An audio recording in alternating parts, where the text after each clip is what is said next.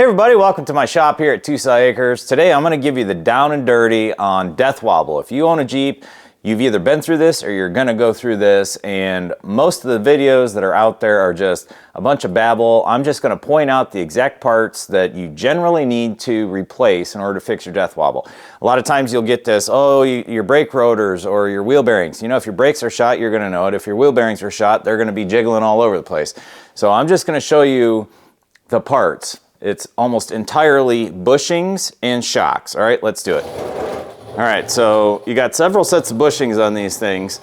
First, we'll look at the the sway bar end link bushings. That's this little link right here. Got a bushing here and a bushing up top. The same thing on the other side.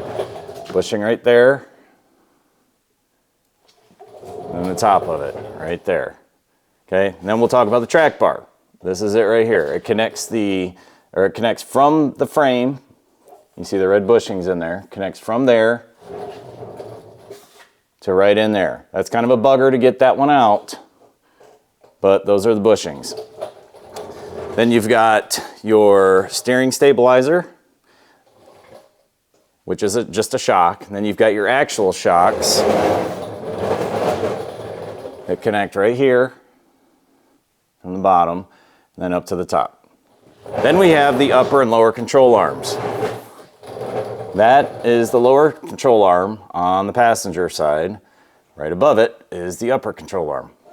And it connects way up in there to right there, top of the axle. Same thing on the driver's side. We got the lower control arm and then the upper one. Same thing where it's right there, connects to the top of the axle, and then back to the frame. Now these bushings inside the lower control arm here, you can get replacement bushings and keep your original control arm, but I'm just going to tell you right now, unless you got a shop press, I wouldn't even bother. By the time you calculate the cost of both of those bushings, you can buy a whole new one, Moog or whatever brand you want, for almost the same price, and you don't have to bother with those. Getting those bushings in and out of there is hell. Don't even bother with it. And then the last bushing I'll show you is these sway bar bushings, which is right there. That red bushing up in there. Same thing, right inside of there. Now, these ones weren't bad. So for my story, I got this vehicle in 2009, I think. In 2013, I got Death Wobble. So I replaced all of these components. And it is now 2025. And just 2 months ago, I replaced all of these components again. So, you know, call it every 10-ish years, depending on your mileage. I think we started with around, 80 to 90,000. And now we're sitting at 225,000. It happens. It's not too terribly difficult. There's tons of videos out there to show you how to do it. These two right here, the top forward control arm bushings, were the hardest for me because you can't really get a ball joint press in there, especially that one. And when you buy the whole control arm, it does not come with this bushing installed. It just doesn't. So you have to buy the bushing separately. Now your sway bar, before I forget, this is a Overland edition and it's got the thicker sway arm or sway bar. So you've got to make sure you check the thickness of that sway bar before you order your kit, your sway bar bushing kit, because it will come with the end link bushings and the sway bar bushings. Honestly, I didn't want to drop the axle to get more room for those upper control arm bushings, upper forward control arm bushings, but I was able to make it work. I'll show you how real quick. I took a couple pullers like that. Then I used out of my ball joint press kit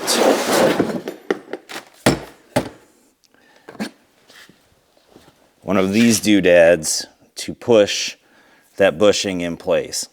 Kind of a PETA, but it's perfectly doable for the home gamer. And just as a side note, since I got done with this job, I heard a clicking noise coming from this section of the vehicle.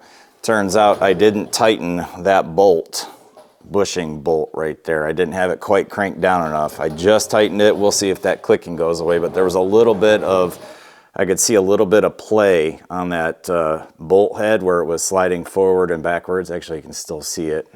And ultimately for me, the only thing that ended up being really bad was my stabilizer, my steering stabilizer shock.